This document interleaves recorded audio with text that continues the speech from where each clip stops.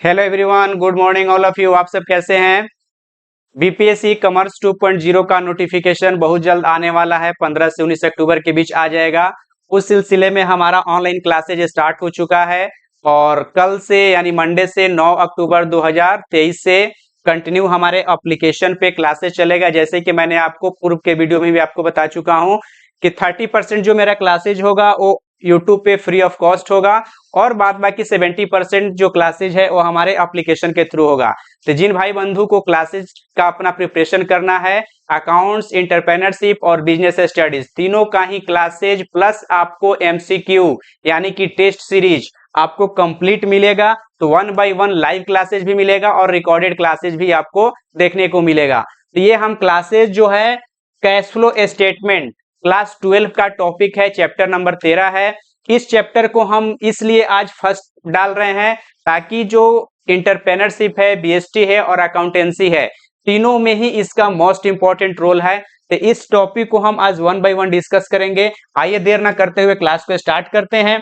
Cash flow statement जो हमारा होता है, इसका मुख्य उद्देश्य क्या होता है, यह क्यों बनाया जाता है, इसका पर्पस क्या है, ये हम समझ लेते हैं। पहले कैश फ्लो स्टेटमेंट का जो मेन उद्देश्य होता है बनाने का कि हमारा जो बिजनेस है, बिजनेस में कैश का इन कितना, यानी कि हमारे बिजनेस में कैश आ कितना रहा है और बिजनेस से हमारा कैश जा कितना रहा है। और हमेशा ध्यान रखिएगा, जैसा कि यहाँ पे नाम लिखा हुआ है कैश फ्लो, यानी कि कैश फ्लो का मतलब ये हुआ कि केवल वही ट्रांजेक्शन्स यहाँ पे नोट किए जाएंगे जो कैश से रिलेटेड हो।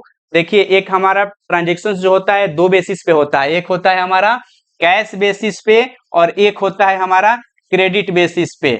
और जब दोनों बेसिस पर होता है उसको नाम दिया जाता है एक्रूअल बेसिस। क्या नाम दिया जाता है? कैश प्लस क्रेडिट को नाम दिया जाता है एक्रूअल बेसिस। तो हमारा कैश फ्लो स्टेटमेंट है एक्रूअल बेसिस को इग्नोर करता है, यह सिर्फ और सिर्फ कैश बेसिस ट्रांजेक्शन्स को ही रिकॉर्ड करता है, यानी कि कितना कैश आया और कितना कैश गया। तो हमारे पास सोर्सेज क्या क्या हो सकते हैं हमारे बिजनेस के अंदर में कैश आने का और कैश जाने का, इसी के रिगार्डिंग कैश फ्लो स्टेटमेंट बनाया जाता है। इसका जो मेन पर्पस होता है ये होता है कि हम अपने बिजनेस में कैश का मैनेजमेंट किस तरीके से कर सकें, कैश का प्लान कैसे कर सकें। इसी पर्पस को फुलफिल करने के लिए कैश फ्लो स्टेटमेंट प्रिपेयर किया जाता है। जैसा कि आप यहाँ पे ये देख रहे हैं कि cash flow statement is a statement that show the flow of cash and cash equivalents during a period. During a period का मतलब क्या है कि आपके अकाउंटिंग पीरियड में जो भी आप अकाउंटिंग पीरियड कर रहे हैं, यानी कि 12 मंथ्स का आपका अकाउंटिंग पीरियड होगा, तो 12 मंथ्स में आपका कैश का क्या फ्लो रहा, इनफ्लो क्या रहा, आउटफ्लो क्या रहा। सेकेंड पॉइंट है कि it traces the flow of cash and cash equivalents into and out of the business during an accounting period, यानी कि आपके बिजनेस में कितना कैश आया और कितना कैश गया, इसको प्रॉपर तरीके से देखना इसका मेन काम होता है। यहाँ पे कुछ एग्जाम्पल्स है, जैसे कि मैंने आपको स्टार्टिंग में ही बताया कि कैश इनफ्लो क्या है, कैश आउटफ्लो क्या है, इसको हम 1 बाय 1 समझेंगे। तो यहाँ पे आप देख रहे हैं कि कैश इनफ्लो हमारा है और यहाँ पे आप कैश आउटफ्लो देख रहे हैं। इस एग्जाम्पल के जरिए आप इसको बहुत ही आसान लैंग्वेज में समझ सकते हैं कि कब हमारा इनफ्लो हो रहा है और कब हमारा आउटफ्लो हो रहा है। जैसा कि एक बिजनेस आप स्टार्ट जब भी करते हैं तो वहां पे आपको ध्यान रहता है कि अगर हम कोई कैश सेल्स करते हैं, कोई भी हम कैश सेल्स करते हैं, तो हमारे लिए क्या होगा, पैसा आएगा, हमारे पास पैसा आएगा और गुड्स जाएगा। तो ये हमारा इनफ्लो ऑफ कैश हो गया। Cash received against trade receivable, यानी कि हमने कोई गुड्स जो है बेच रखा है और हमको क्या हो रहा है, ट्रेड रिसीवेबल्स हमें रिसीव हो रहा है, कैश पैसा हमारे पास आ रहा है। Cash received for interest commission, हमने किसी को पैसा दे रखा है या हमने कहीं पे इन्वेस्टमेंट कर रखा है, उससे हमको इंटरेस्ट आ रहा है, उसको हम बोलेंगे इनफ्लो ऑफ कैश।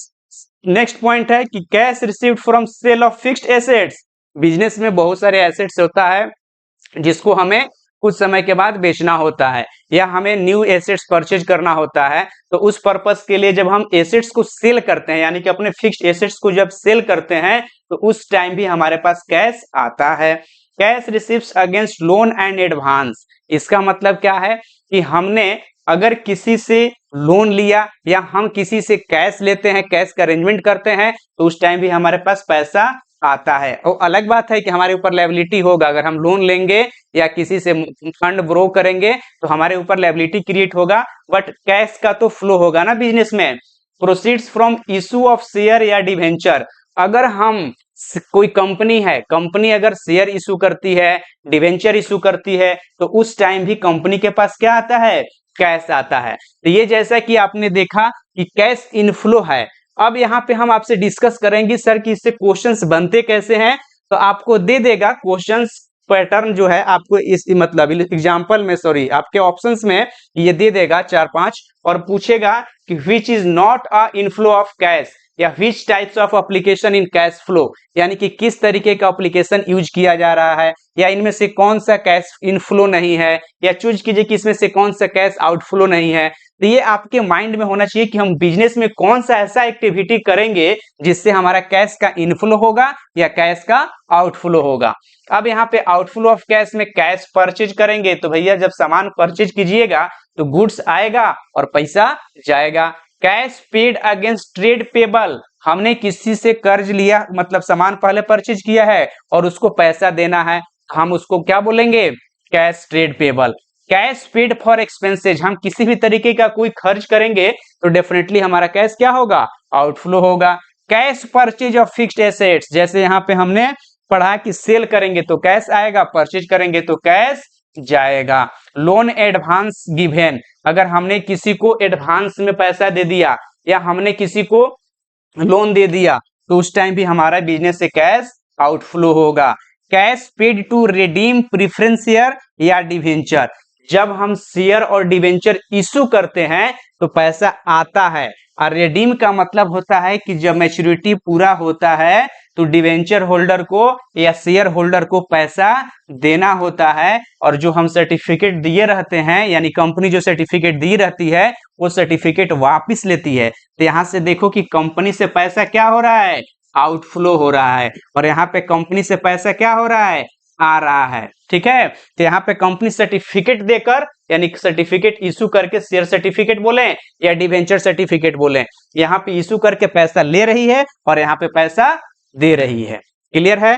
तो इस तरीके से हम पॉइंट को 1 बाय 1 डिस्कस करते हुए चल रहे हैं। कहीं से कोई कंफ्यूजन हो तो आप हमें डायरेक्ट बताइएगा, 1 बाय 1 हम समझेंगे।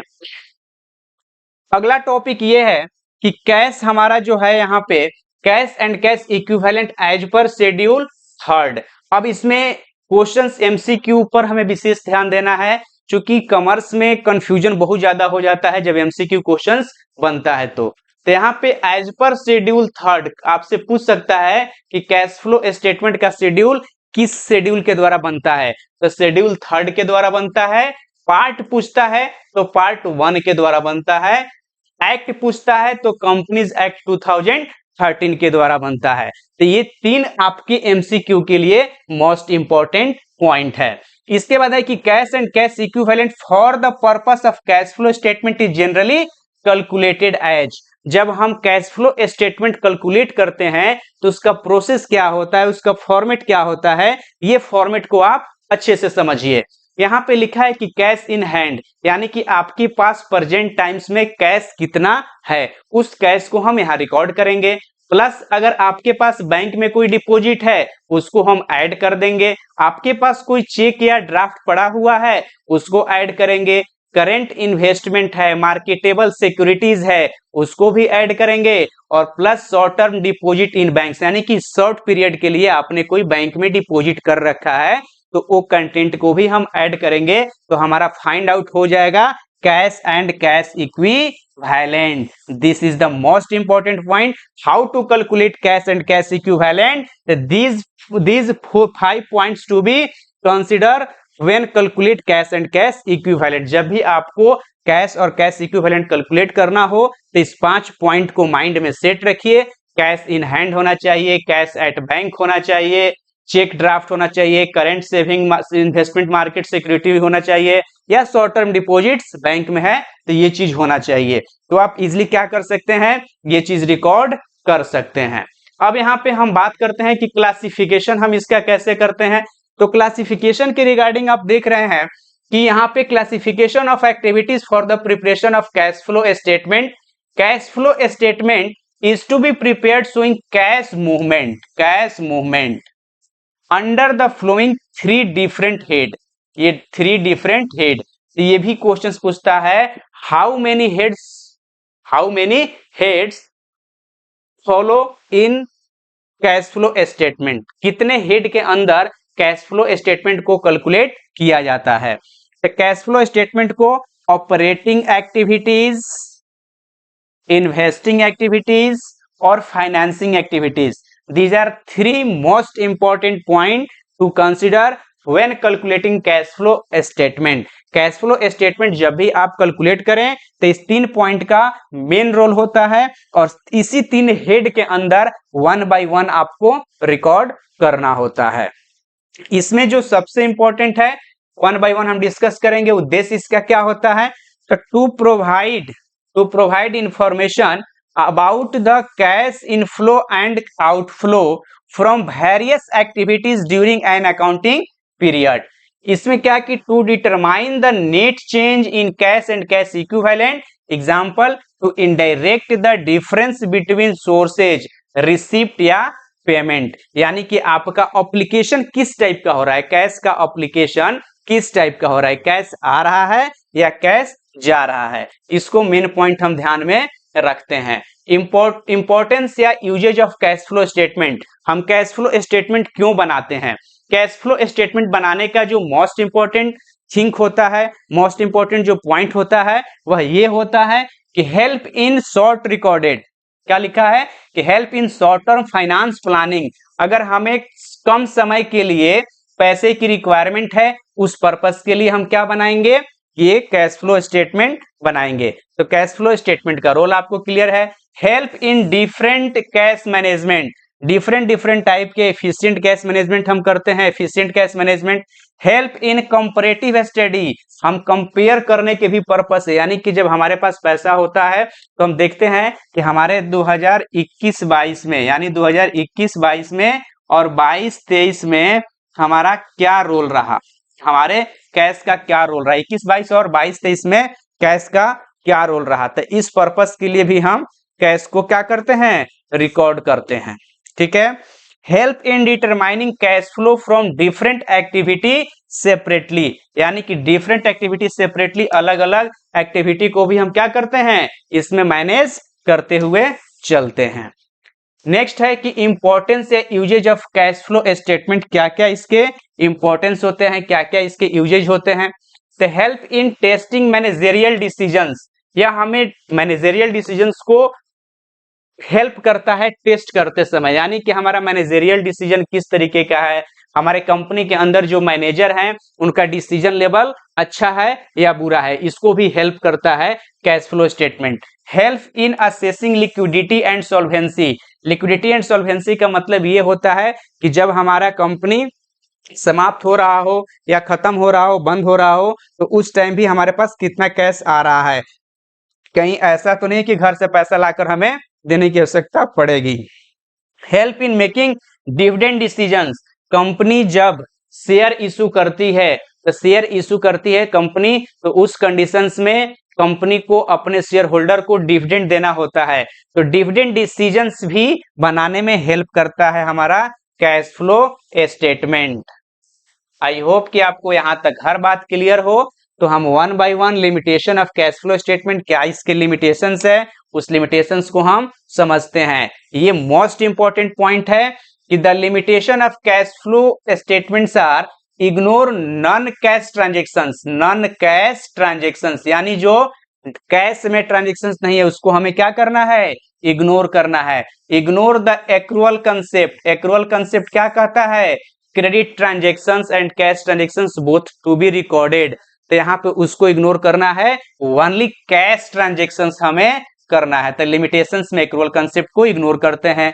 हिस्टोरिकल इन नेचर, इसका जो नेचर होता है हिस्टोरिकल होता है। Not a substitute for an income statement, इसका कोई भी सब्स्टिट्यूट अवेलेबल नहीं होता है जिससे हम कैश फ्लो स्टेटमेंट की तरह कैलकुलेशन कर लें या निकाल लें। कैश फ्लो स्टेटमेंट का कोई भी सब्स्टिट्यूट अवेलेबल नहीं होता है। Not suitable for judging liquidity of the enterprise, इसमें हम ये सुटेबल नहीं होता है किसी भी बिजनेस के लिक्विडिटी को जज करने में, किसी भी बिजनेस को लिक्विडिटी जज करने के लिए सुटेबल नहीं होता है। अब यहाँ पे हम डिस्कस करेंगे ऑपरेटिंग एक्टिविटीज। ऑपरेटिंग एक्टिविटीज में हमारा मेन क्या क्या पॉइंट आता है, उस पॉइंट को हम वन बाय वन देखेंगे। जैसे कि यहाँ पे देख रहे हैं कि cash flow from operating activities are primarily, यानी कि सबसे primary derived from the principal revenue, derived from the principal revenue producing activities of the enterprise other than investing and financing activities. Operating का मतलब क्या होता है, यानी कि जो हम बिजनेस में एक्टिविटी करते हैं। देखिए जैसे बिजनेस दो तरीके का होता है, एक होता है फाइनेंशियल बिजनेस और एक होता है नॉन फाइनेंशियल बिजनेस। यानी कि जो पैसा का, रुपया का बिजनेस करता है उसको हम बोलते हैं फाइनेंशियल बिजनेस, और एक होता है कि गुड्स का बिजनेस करता है उसको बोलते हैं नॉन फाइनेंशियल बिजनेस। जैसे बैंकिंग सर्विसेज है, इंश्योरेंस सर्विसेज है, तो वहां पे कैश का लेन देन होता है तो उसको हम बोलेंगे फाइनेंशियल इंस्टीट्यूशंस। और जहां पे हम बिजनेस कंपनी है अपना प्रोडक्शन कर रही है तो हमारा है नॉन फाइनेंशियल बिजनेस। ये दो पॉइंट आप माइंड में सेट रखिए, कैश फ्लो स्टेटमेंट में आपको कभी दिक्कत नहीं होगा।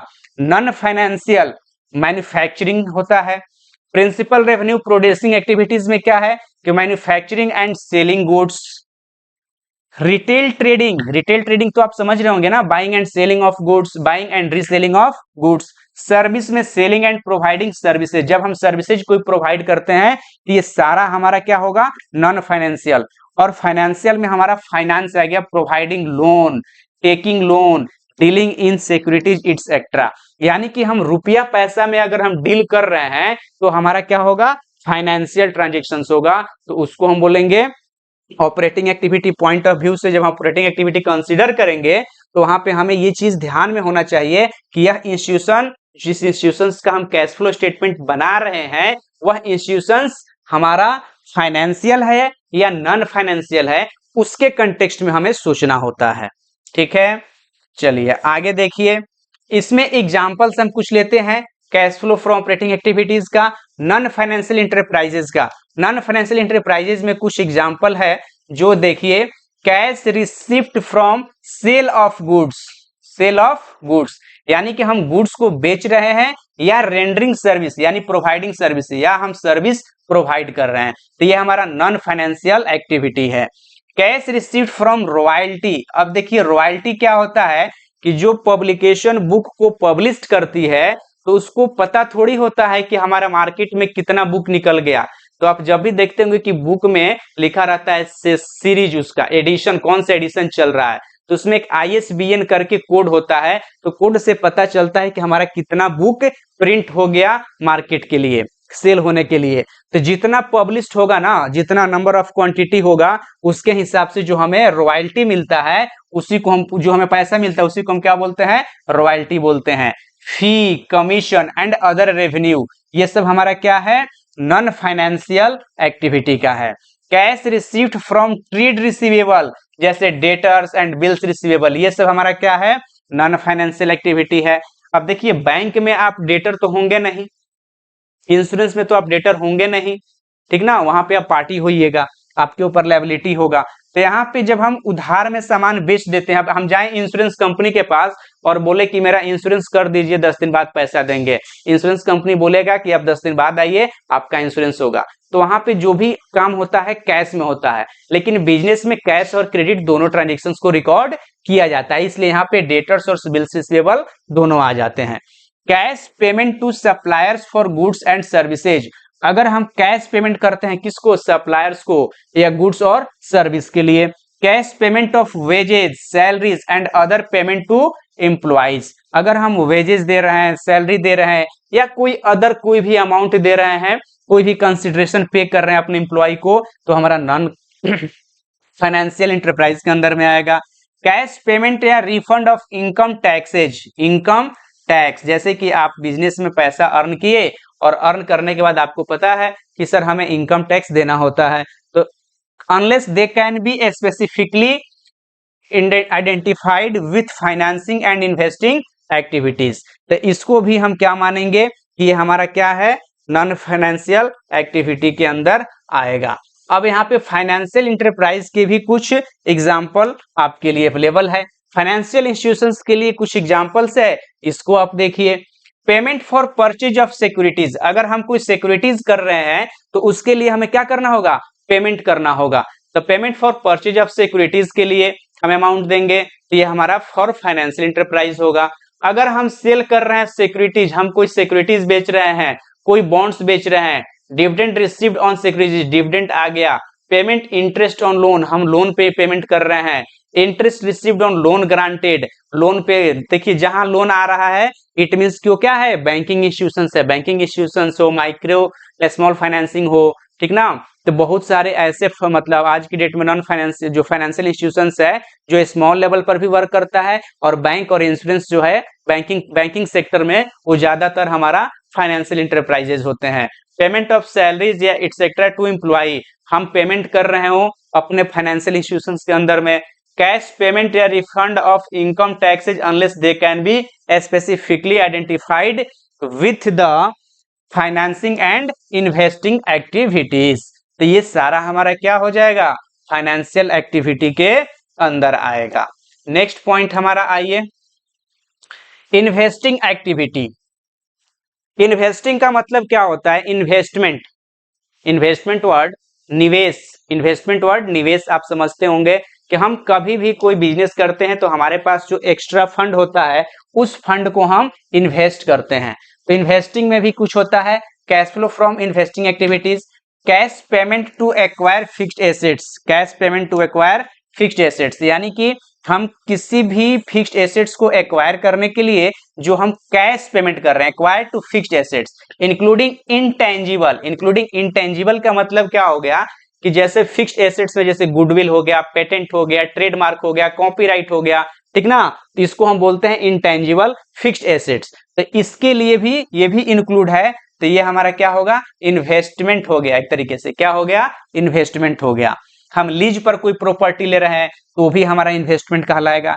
Cash receipt from disposal of fixed assets, हम अगर किसी एसेट्स को बेच रहे हैं, डिस्पोजल मतलब होता है बेचना, खत्म करना उसको, उससे रेवेन्यू कलेक्ट करना, इंक्लूडिंग इंटेंजिबल।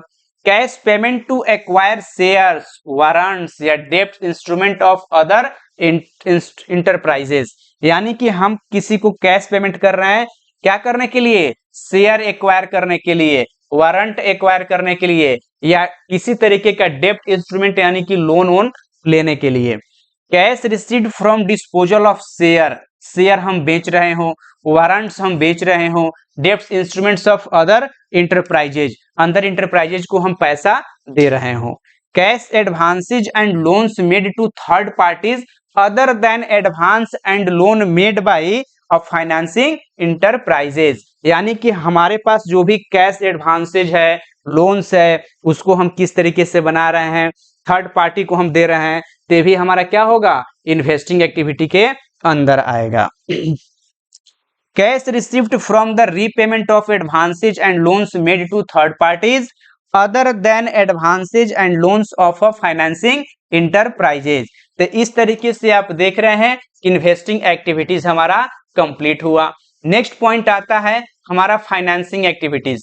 फाइनेंसिंग एक्टिविटी का जो मोस्ट इंपॉर्टेंट पॉइंट होता है कि फाइनेंस, हम किस तरीके से पैसे की व्यवस्था अपने कंपनी के अंदर, अपने बिजनेस के अंदर कर सकते हैं, तो उस पे हम फोकस करते हैं one by one.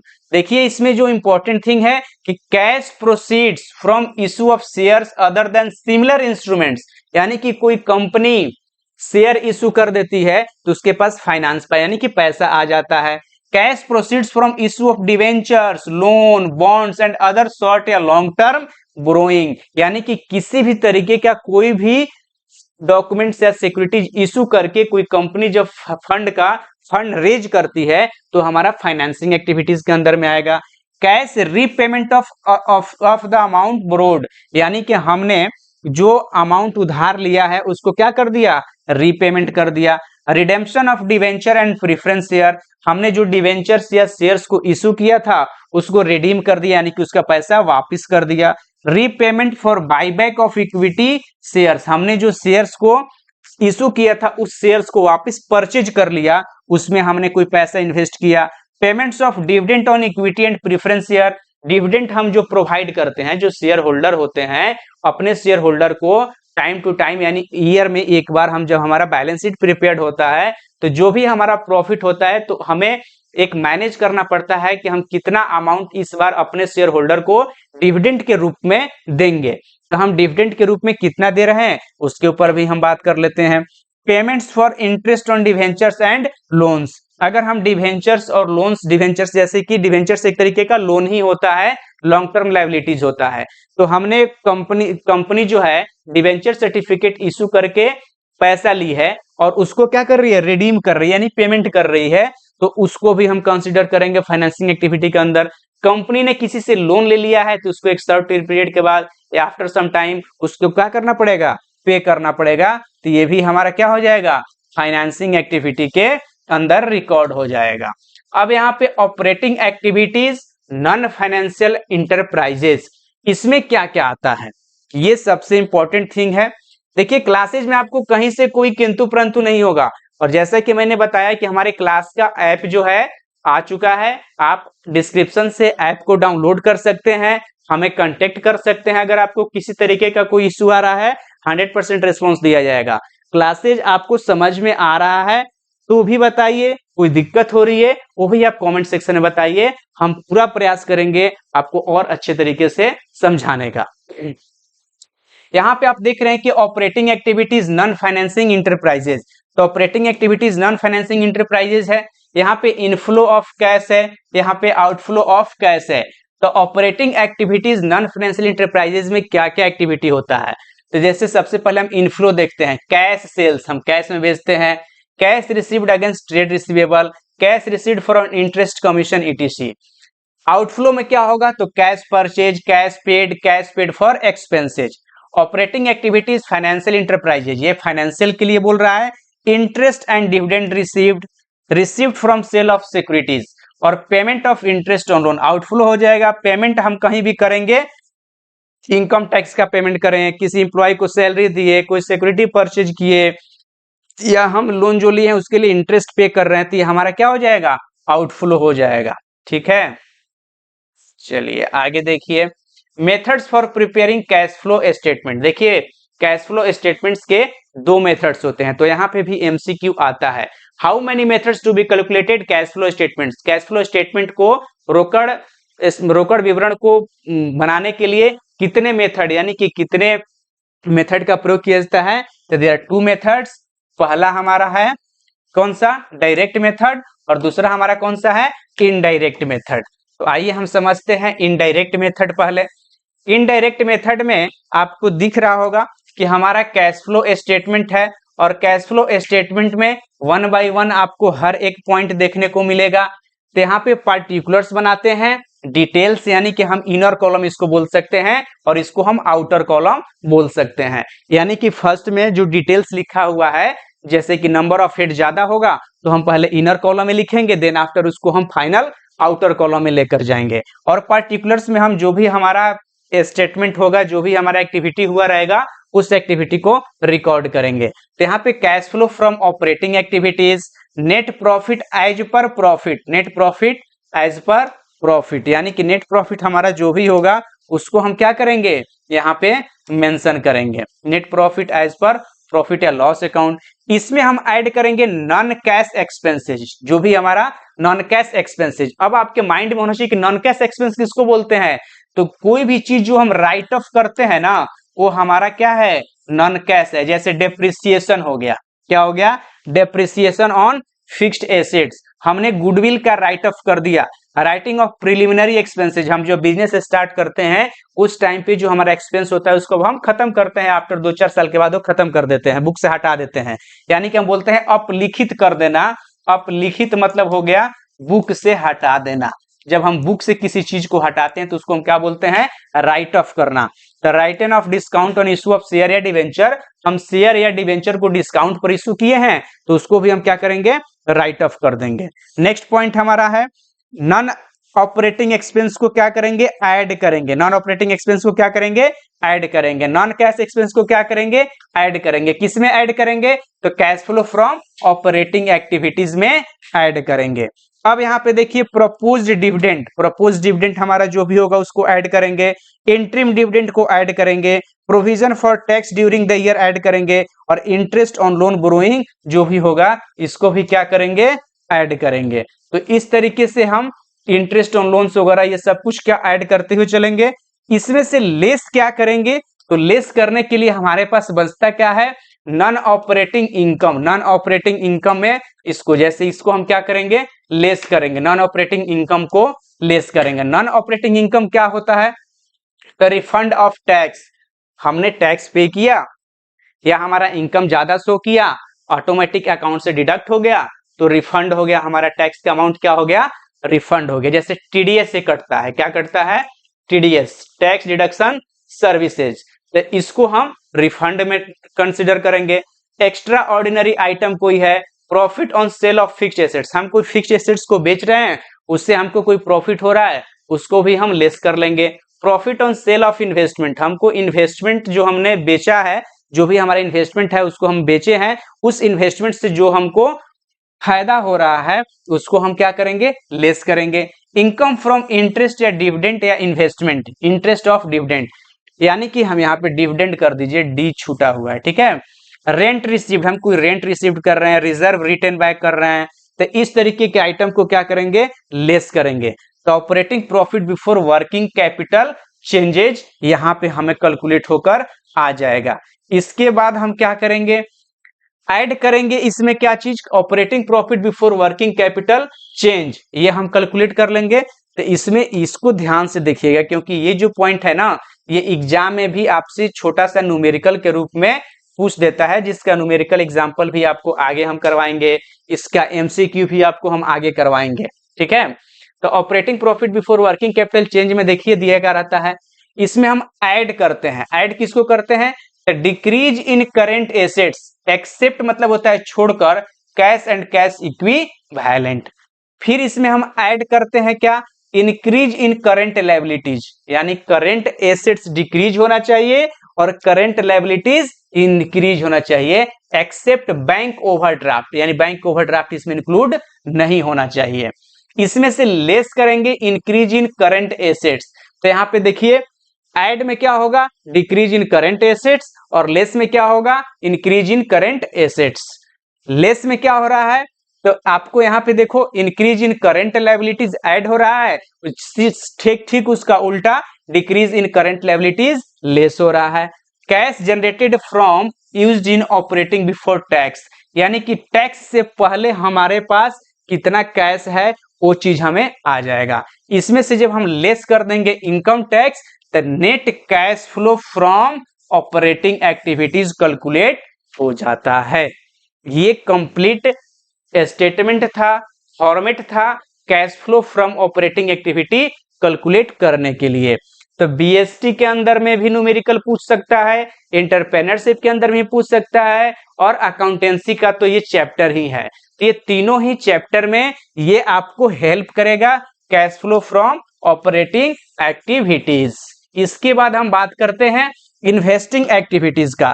Investing activities जब हम कैलकुलेट करेंगे, तो इन्वेस्टिंग एक्टिविटीज में हमें यह भी ध्यान देना होता है कि हम इसको कैसे कैलकुलेट करें। जैसे कि सेकंड हम cash flow from investing activities, तो इन्वेस्टिंग एक्टिविटीज जब कैलकुलेट करना होता है, तो proceed from sale of fixed assets, यानी कि जो हम फिक्स्ड एसेट्स को सेल किए हैं उसको नोट करेंगे।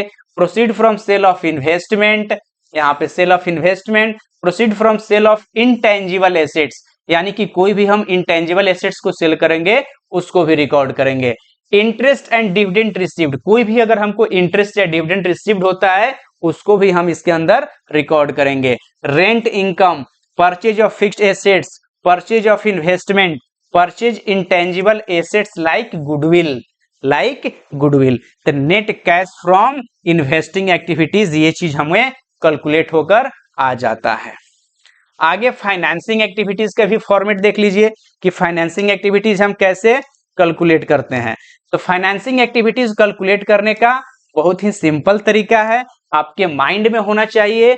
ऑपरेटिंग, इन्वेस्टिंग और फाइनेंसिंग, यानी कि ऑपरेटिंग, इन्वेस्टिंग और फाइनेंसिंग, OIF। ठीक है, OIF आप शॉर्ट फॉर्म में इसको याद कर सकते हैं। ऑपरेटिंग एक्टिविटी, इन्वेस्टिंग एक्टिविटी और financing activity.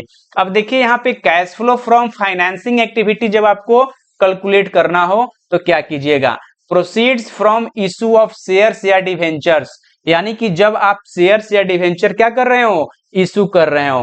Proceeds from other long term borrowing, अगर कोई भी लॉन्ग टर्म बोरोइंग आप प्रोसीड कर रहे हो। Final dividend, interim dividend, interest on loan debenture and loan payment, repayment of loan, redemption of debenture या preference share, ये सारा ऐड करके इनर कॉलम में बाहर कर देंगे तो हमारा क्या निकल जाएगा, net cash from financing activities calculate होकर आ जाएगा। ठीक है, अब यहाँ पे ये एक इंपॉर्टेंट पॉइंट है, इसको देख लीजिए। नेट इंक्रीज या डिक्रीज इन कैश या कैश इक्विवेलेंट, इसमें हम 5 नंबर ऐड करेंगे। Add cash and cash equivalent in the beginning of the year, cash in hand, cash at bank, short term deposit, short term investment, ये सब करेंगे तो cash and cash equivalent of the end of the year निकल कर आ जाएगा। अब कई बार क्या होता है कि प्रोविजन फॉर टैक्स का भी आपसे क्वेश्चंस पूछ देता है कि प्रोविजन फॉर टैक्स हम कैसे कैलकुलेट करेंगे कि हमारा टैक्स का अमाउंट कितना बन रहा है। तो प्रोविजन फॉर टैक्स का अमाउंट कैलकुलेट करने के लिए opening balance is treated as tax paid during the year, यानी कि जो ओपनिंग बैलेंस होता है उसको ट्रीट करना है कि हमने टैक्स पेड किया है ड्यूरिंग द ईयर में। It is recorded as an outflow of cash under cash flow from operating activities, ये MCQ में पूछा हुआ क्वेश्चन है और एक बार नहीं कितने बार पूछा गया है, डिफरेंट टाइप के एकेडमिक क्लासेज में भी और कॉम्पिटेटिव क्लासेज में भी। तो दोनों के लिए आपको माइंड में होना चाहिए कि अगर ओपनिंग बैलेंस दिया हुआ है तो ओपनिंग बैलेंस को हम ट्रीट करते हैं tax paid during the year. It is recorded as an outflow of cash under cash flow from operating activities. और यही क्लोजिंग बैलेंस अगर दिया हो तो इसको हम ट्रीट करेंगे as tax provision made in the current year, यानी कि हम प्रोविजन मतलब मान कर चलेंगे, टैक्स प्रोविजन मतलब टैक्स हम मान कर चलते हैं।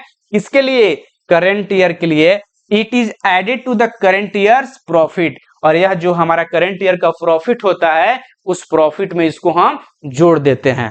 तो इस तरीके से हम कैलकुलेट करते हैं provision for tax.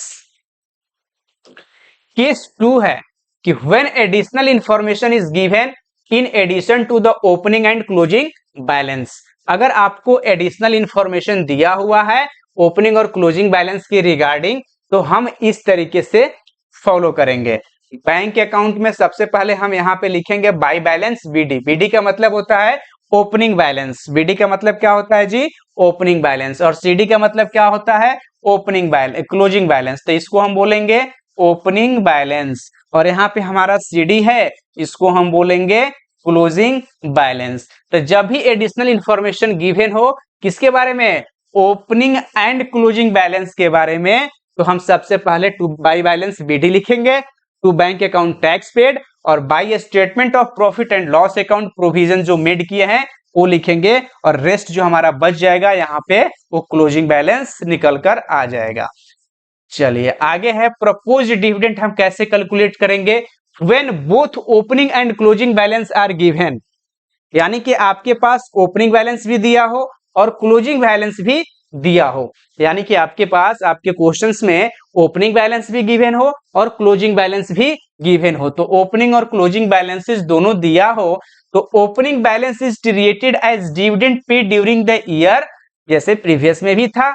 It is recorded as an outflow of cash under cash flow from financing activity, वहां पे ऑपरेटिंग था, यहाँ पे फाइनेंसिंग, चूंकि ये डिविडेंड की बात कर रहा है और डिविडेंड हमको पता है कि फाइनेंशियल इंस्टीट्यूशंस के द्वारा किया जाता है, और जो हमारा पहले वाला था वो हमारा ऑपरेटिंग में था, सेकेंड वाला हमारा फाइनेंसिंग का आ गया। Closing balance is treated as current year provision, it is added to the current year profit, या करेंट ईयर के प्रॉफिट में क्या करते हैं, ऐड करते हैं। तो रूल में तो कोई डिफरेंस नहीं है, बट इसका कंटेक्स्ट चेंज किस में हुआ, तो ऑपरेटिंग से फाइनेंसिंग हो गया, वहां ऑपरेटिंग पढ़े थे, प्रीवियस में हम क्या पढ़े थे, यहाँ पे देखिए, यहाँ पे हम क्या पढ़े थे, ऑपरेटिंग एक्टिविटीज, और यहाँ पे हम क्या पढ़ रहे हैं, यहाँ पे हम पढ़ रहे हैं फाइनेंसिंग एक्टिविटीज। बस इसमें और कोई डिफरेंस नहीं है, रूल सेम लगेगा। केस थर्ड है, when additional information is given in addition to the opening and closing balance. Same statement, same हमारा जो फॉर्मेट है दोनों लागू होगा, इसमें भी कोई चेंजिंग नहीं है। आगे बात करते हैं fixed assets account written down value basis, यानी कि हमारा जो रिटेन डाउन वैल्यू बेसिस क्या होता है, उस पे हम किस तरीके से अकाउंटेंसी अपना कंप्लीट करते हैं, वन बाय वन समझने की कोशिश कीजिएगा। In such a case depreciation for the current year is credited to the fixed assets account. Fixed assets account जब रिटेन डाउन वैल्यू बेसिस से बनाइएगा, उस समय आपको ध्यान में होना चाहिए कि डेप्रिसिएशन जो करेंट ईयर का होता है वह क्या होना चाहिए, क्रेडिटेड होना चाहिए टू द, किसमें, फिक्स्ड एसेट्स अकाउंट में। किसमें एसेट्स होना चाहिए, फिक्स्ड एसेट्स अकाउंट में क्रेडिट होना चाहिए आपका depreciation for the current year. Format of fixed assets account at written down value, यानी इसको हम शॉर्ट में बोल सकते हैं WDVM, written down value method. यहाँ पे हम ओपनिंग बैलेंस लिखते हैं, टू बैलेंस BD हमारा ओपनिंग बैलेंस आ जाएगा, टू बैंक अकाउंट परचेज को हमारा है उसको लिखेंगे, इसके बाद statement of profit and loss आ जाएगा, by account sales, statement of profit and loss account, loss अगर होगा तो यहाँ लिखेंगे, प्रॉफिट अगर होगा तो डेबिट साइड लिखेंगे, लॉस होगा तो क्रेडिट साइड लिखेंगे, बाय डेप्रिसिएशन अकाउंट, और देन आफ्टर CD यानी क्लोजिंग बैलेंस कर देंगे, तो हमारा फॉर्मेट हमारा क्या हो जाएगा, ये फिक्स्ड एसेट्स का हमारा निकल कर आ जाएगा। अब फिक्स्ड एसेट्स अगर कॉस्ट बेसिस पे बोल देता है कि सर आप कॉस्ट बेसिस पे कैलकुलेट कीजिए, तो आपको कॉस्ट बेसिस पर भी कैलकुलेट करने आना चाहिए। तो कॉस्ट बेसिस पे जब आप कैलकुलेट कीजिएगा, तो आपको मुख्य बात ये ध्यान रखना है कि जो आपका फिक्स्ड एसेट्स होगा वह शो करेगा ओरिजिनल कॉस्ट पे, और डेप्रिसिएशन क्या होगा, क्रेडिटेड होगा किसमें, सेपरेट अकाउंट में। वहां फिक्स्ड एसेट्स अकाउंट में मतलब शो कर रहे थे, लेकिन यहाँ पे डेप्रिसिएशन जो होगा वह सेपरेट अकाउंट में शो किया जाएगा।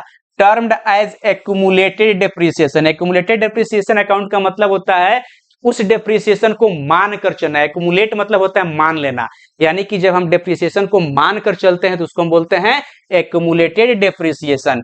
फिक्स्ड एसेट्स अकाउंट जब हम कॉस्ट पे कंसीडर करेंगे तो हमारा फॉर्मेट होगा to balance BD, bank account, profit होगा तो डेबिट में, लॉस होगा तो क्रेडिट में, और यहाँ पे क्लोजिंग बैलेंस कर देंगे, ये हमारा फिक्स्ड एसेट्स अकाउंट क्या हो जाएगा, कंसीडर हो जाएगा। फिर हमारा एक्यूमुलेटेड डेप्रिसिएशन अकाउंट भी अगर हमें बनाना हो तो एक्यूमुलेटेड डेप्रिसिएशन अकाउंट को हम कैसे बनाएंगे, तो एक्यूमुलेटेड डेप्रिसिएशन अकाउंट बनाने के लिए फिक्स्ड एसेट्स अकाउंट यहाँ पे, ओपनिंग बैलेंस यहाँ पे, statement of profit and loss current year depreciation, और यहाँ पे हम क्या कर देंगे, क्लोजिंग बैलेंस कर देंगे। तो इस तरीके से हमारा एक्यूमुलेटेड डेप्रिसिएशन अकाउंट कैलकुलेट हो जाएगा। अब कुछ एग्जांपल से हम समझ लेते हैं कि एग्जांपल्स में क्या है। From the following information, from the following information, देखिए, from the following information calculate machinery purchase during the year, also calculate cash flow from investing activities. इसमें आपको क्या निकालना है, इन्वेस्टिंग एक्टिविटीज निकालना है। मशीनरी का कॉस्ट दिया हुआ है 31 मार्च 2015 को 3 लाख और 31 मार्च 2014 को 2,45,000, यानी कि 2,45,000 रुपया पहले था 2014 में और 3 लाख रुपया हो गया 2015 में। ठीक है, ये हमारा मशीनरी का कॉस्ट दिया है। एडिशनल इंफॉर्मेशन भी इस क्वेश्चन के अंदर मेंशन है। During the year a machinery costing ₹40,000, depreciation charge till date ₹15,000 was sold at a profit of ₹5,000. Depreciation charge on machinery during the year was ₹20,000. Depreciation हम कितना चार्ज कर रहे हैं जी, 20,000 डेप्रिसिएशन चार्ज किया जा रहा है। तो इस क्वेश्चंस का हमने प्रॉपर तरीके से यहाँ पे इसको सॉल्व कर रखा है। देखिए, इसमें हमें कुछ नहीं करना है, सिंपल सा क्वेश्चन है, बहुत इजी क्वेश्चन था। मशीन हमारा आया हुआ है कितने का, 2,45,000 रुपये, ये हमारा ओपनिंग बैलेंस हो गया, ये आपको पता है। Then after statement of profit and loss account, हमारा ये जो हम 5,000 रुपया लिखे हैं ये हमने कैलकुलेट किया है, क्योंकि डेट ऑफ सेल 40,000 माइनस 15,000, ये कितना बचा, 25,000। इसमें हमने 5,000 रुपया क्या कर दिया, प्रॉफिट ऑन सेल, तो सेल वैल्यू हमारा निकल कर आ गया 30,000 रुपया। कितना आ गया, 30,000 रुपया। और machinery purchase during the year कितना है, 1,00,000 रुपया, ये कैलकुलेट कर लिए। तो इस तरीके से हमने कंप्लीट बैलेंस किया, दोनों साइड 3,50,000 3,50,000, और हमें ओपनिंग बैलेंस 2,45,000 पता था, क्लोजिंग बैलेंस 3,00,000 रुपया पता है, डेप्रिसिएशन हमने चार्ज कर दिया, सेल किया उसको लिख दिया, और रेस्ट जो बचा वो प्रॉफिट हमारा निकलकर फाइंड आउट होकर आ गया 5,000 रुपीज। तो इस तरीके से ये क्वेश्चंस क्या हो गया, सॉल्व हो गया। तो ऐसे cash flow from investing activities निकालना हो तो परचेज मशीनरी 1,00,000 और सेल ऑफ मशीनरी 30,000, हमारा इन्वेस्टिंग कितना हुआ, 70,000 रुपया हमारा क्या हो गया, इन्वेस्टिंग एक्टिविटी से कैलकुलेट हो गया। अब हम इसमें नेक्स्ट क्लास में एमसीक्यू करेंगे, तो एमसीक्यू करेंगे उस क्लासेज में। तो ऐसे ही हमारा और भी आगे का जो भी क्लास होगा हम नेक्स्ट क्लास में एमसीक्यू कराएंगे आपको पहले, और एमसीक्यू क्लासेज कराने के बाद हमारा रेशियो का जो रेशियो एनालिसिस है वो मोस्ट इंपॉर्टेंट, चूंकि इंटरप्रेन्योरशिप, बिजनेस स्टडीज और अकाउंटेंसी बीपीएससी ट्री के लिए मोस्ट इंपॉर्टेंट है। तो ये हम जो मोस्ट इंपॉर्टेंट जहां से नंबर ऑफ क्वेश्चंस ज्यादा रेज होने के चांसेज है उसी क्लासेज को करते हैं। तो thanks for watching my classes, thank you so much.